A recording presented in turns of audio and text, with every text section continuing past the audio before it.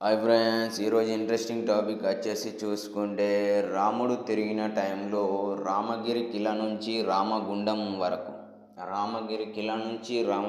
వరకు రాముడు తన తండ్రి మరణం తర్వాత తండ్రి మాట ప్రకారం అడవులకెళ్ళి ఇటు మొత్తం అయోధ్య నుంచి ఇక్కడి వరకు ప్రయాణించుకున్న సమయంలో ఏమేం జరిగింది అనేదే టాపిక్.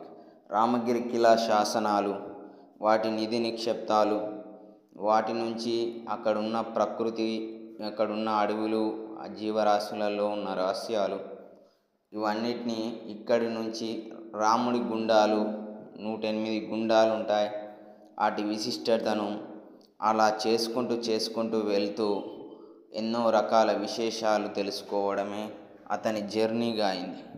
అలా మనిషిగా మొదలై పరమాత్ముడని, విష్ణుమూర్తి అవతారం అని తెలుసుకున్నాడు. ఈ విధంగా ఒక కాడ తన రెండు అల్లికలను చూపెట్టాడు.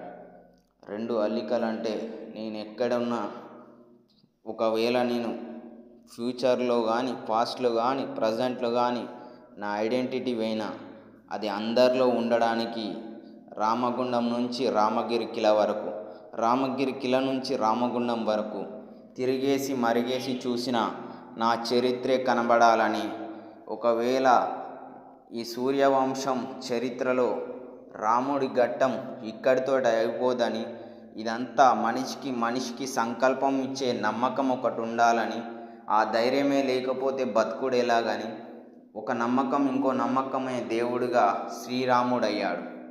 ఈ విధంగా ఒక మనిషి నుంచి శ్రీ మహావిష్ణు అవతారం మొదలైంది. ఇలా ఇక్కడికి వచ్చాక అతనికి ఏమనిపించింది, ఎలా చేశాడు, తండ్రి మా చావు వార్త ఇన్నోడితోడే 3 అడుగులతో ఎలా ఇక్కడి నుంచి వెళ్ళిపోయాడు అనేదే ఈ కథ. ఇది ఫ్రెండ్స్.